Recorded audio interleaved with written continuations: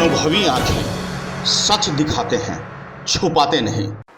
नमस्कार, मैं हूं संतोष गुप्ता और आप देख रहे हैं अनुभवी आंखें, देश की बात सच के साथ। दोस्तों, अनुभवी आंखें पर आपका भरोसा निरंतर बढ़ता ही जा रहा है। यही वजह है कि अनुभवी आंखें आपकी पहली पसंद है। आपके हक हुकूक की लड़ाई के लिए हम सदैव तत्पर रहते हैं और इस मुहिम को बनाए रखने के लिए हमारा हौसला अफजाई भी आपका ही काम है। आप चैनल को अगर पहले से सब्सक्राइब कर रखे हैं तो उसे भूल जाइए, एक बार फिर से चैनल को सब्सक्राइब जरूर कीजिए।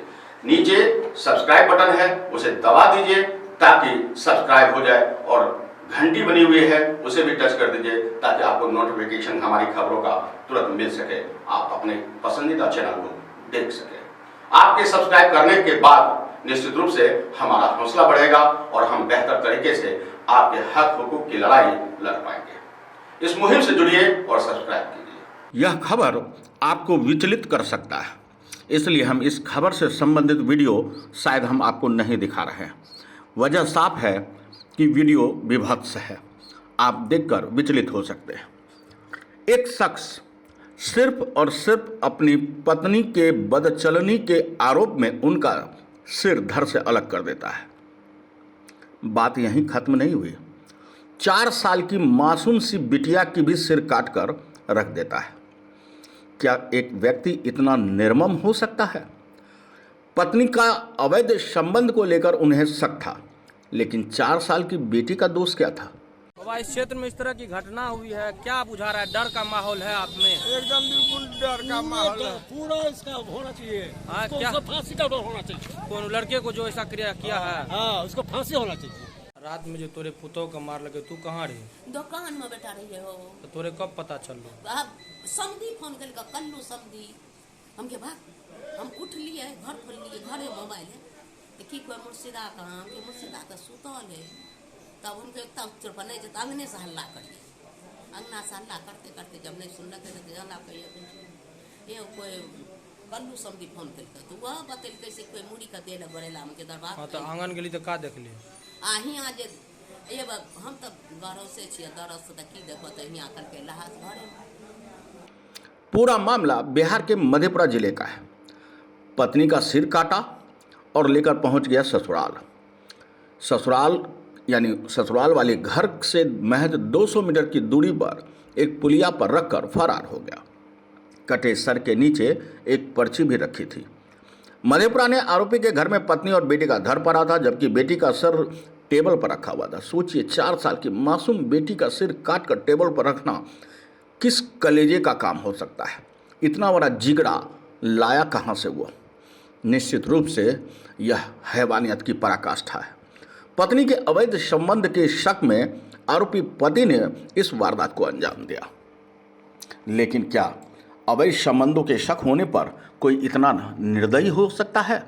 पति महिला का सिर काटा, अपने घर श्रीनगर थाना क्षेत्र स्थित पोखरिया गांव से लेकर उसके मायके, पत्नी के मायके सदर थाना क्षेत्र के गोढ़ैला गांव जा पहुंचा, लगभग 40 किलोमीटर दूर। महिला के मायके से 200 मीटर पहले एक पुलिया पर सिर को रखकर फरार हो गया। आपके क्षेत्र में घटना हुई है, इतना घटना, एक मासूम बच्चे को, एक महिला को जो है सर धड़ से अलग कर दिया उसका पति, क्या होनी चाहिए? उनको फांसी का सजा होना चाहिए। क्या बुझा रहा है? डर भी बुझा रहा है आप लोगों को? हाँ, डर का तो माहौल है। आदमी सब आक्रोशित है, पूरा आक्रोशित है, कुछ भी कर सकता है वो। कहाँ घर हुआ आपका? मेरा घर घरदौल। वहाँ से आए हैं आप लोग? हाँ, ये घटना सुनकर करके और लाश को देखने के लिए घरदौल से आए हैं। हाँ। ये जो घटना हुई है, ये आपकी कौन है? बहन है। और आपके ये बहन का हत्या कौन किया है? वो कौन है आपके? जीजाजी। किसका हत्या हुआ है? कब हुआ ये हत्या? कब रात? आखिर हत्या कारण से हुआ? आपके जीजाजी सब भाई में लड़ाई होता था। इसमें कुछ ऐसा बोली बात, उसके लिए उनको ताना हत्या कर दिया। इसका सूचना आपको कैसे मिला कि आपकी बहन का हत्या हो गया? ऐसे मिला कि हमारे घर में फूला है गांव में, वहाँ पे जाके मुंडी को ले जाकर रख दिया। आपने जो मर्डर किया है, जो हत्या किया, उसका भाई का गिरफ्तार हुआ है। एक का उसका बड़ा भाई या छोटा भाई? बड़े वाला बड़े भाई अदा हुआ। प्रशासन की तरफ से आपको मदद मिल रहा है इसके लिए? अभी तो कुछ नहीं मिला है, आगे देखते क्या होता है। कोई जनप्रतिनिधि आपसे मिलने के लिए आए हैं इस मैटर से? नहीं आए। आपका पूरा घर कहाँ हुआ? बचबकरा वार्ड नंबर 9 मधेपुरा जिला। सुबह सैर के लिए निकले लोगों ने जब उसे देखा तो सनसनी फैल गई। देखते ही देखते पुलिस तक सूचना पहुंची। पुलिस पहुंची, महिला का कटा हुआ सिर लेकर उसके ससुराल पहुंची तो दंग रह गए। वहां बेटी की लाश मिली। पत्नी और बेटी की हत्या के बाद पति ट्रेन पकड़कर फरार हो चुका है। मृतक की पहचान जिब्राहिल की पत्नी रुखसाना 30 वर्षीय और बेटी जिया है 4 साल की। घटनास्थल से खून से सना एक लेटर मिला है जिसमें आपत्तिजनक शब्द लिखे हुए हैं।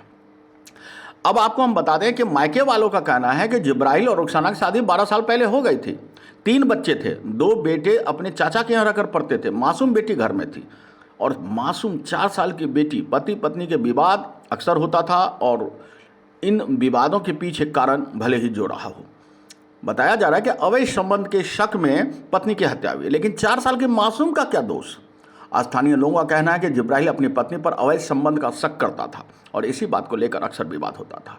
शुक्रवार रात को दोनों के बीच विवाद हुआ, जिसके बाद उसने अपनी पत्नी की निर्मम हत्या कर दी।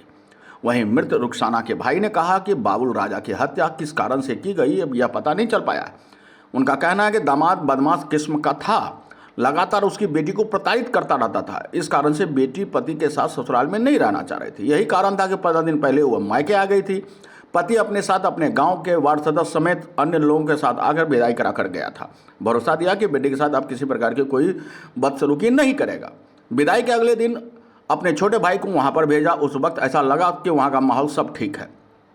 अब आपको बता दें कि छोटी सी बेटी नतनी की हत्या की खबर से सभी लोग दुखी हैं।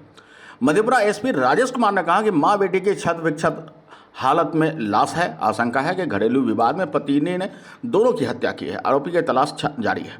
पोस्टमार्टम के लिए अस्पताल भेज दिया गया है। मामले में लोगों से पूछताछ भी की जा रही है। लेकिन फिर एक सवाल खड़ा होता है कि मामला चाहे जो भी हो, 4 साल की मासूम बच्ची का दोष क्या था?